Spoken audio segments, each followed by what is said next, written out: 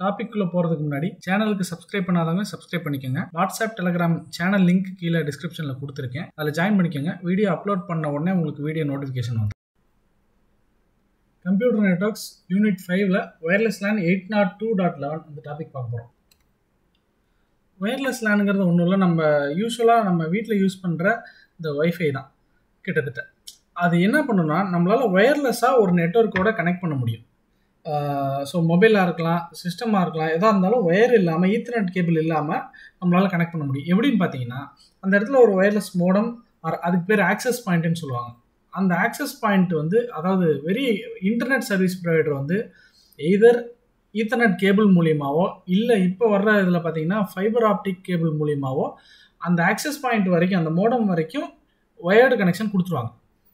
அந்த மோடம் இல்லை access point என்ன பண்ணும், உங்களுக்கு வந்து ஆண்டனா மூலிமா ரேடியோ வேவ்ஸை டிரான்ஸ்மிட் பண்ணும். அது ரேடியோ வேவ்ஸ் ரிசீவர் இருக்கும் அந்த இடத்துல. இப்போ நம்ம மொபைலையோ இல்லை சிஸ்டமையோ ஒயர்லெஸ்ஸாக அதை கனெக்ட் பண்ணும்போது என்ன ஆயிரும்னா, நம்மளால் ரேடியோ வேவ்ஸ் மூலிமா அந்த ஆக்சஸ் பாயிண்ட்டுக்கு டேட்டா டிரான்ஸ்மிட் பண்ண முடியும். அந்த ஆக்சஸ் பாயிண்ட் வந்து இன்டர்நெட்டை வந்து உங்களை ஆக்சஸ் பண்ணுறதுக்கு ஹெல்ப் பண்ணும்.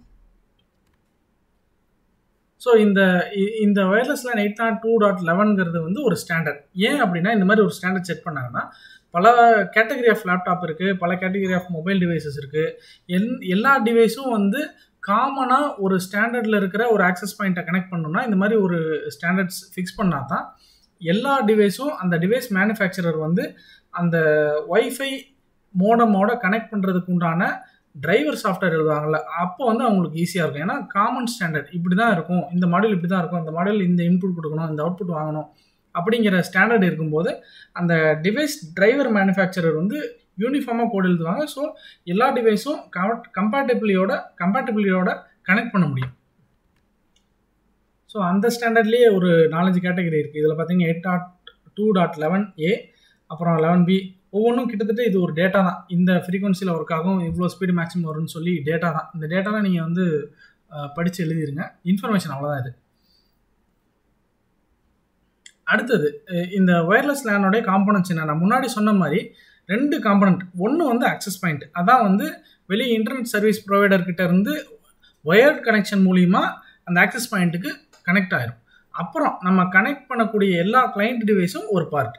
ஸோ கிளைண்ட் டிவைஸ் வந்து ஆக்சஸ் பாயிண்ட்டுக்கு வந்து ரேடியோஸ் மூலிமா கனெக்ட் பண்ணிக்கும். ஸோ அதை தான் இதில் ஃபுல்லாக டீட்டெயிலாக கொடுத்துருக்காங்க.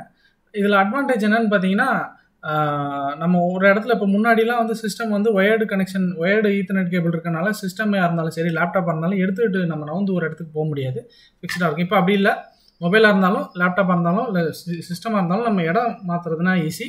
மொபைலாக இருந்துச்சுன்னா நம்ம இன்னொரு இடத்துக்கு நவுந்து போகலாம், எந்த டிஸ்டர்பன்ஸும் இருக்காது.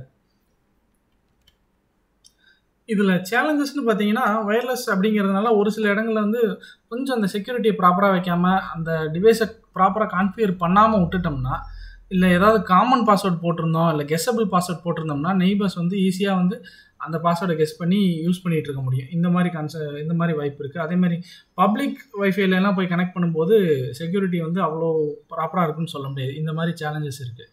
இது எங்கெங்கெல்லாம் யூஸ் ஆகும்னு பார்த்தீங்கன்னா, ஹோம் நெட்வொர்க்கிங்கில் நம்ம சொன்ன மாதிரி, அடுத்தது பப்ளிக் வைஃபை, ஆஃபீஸ், எல்லா இடத்துலையுமே நம்ம ஒயர்லெஸ்ஸாக டிவைசஸை கனெக்ட் பண்ணுறதுக்கு ஹெல்ப் பண்ணுது.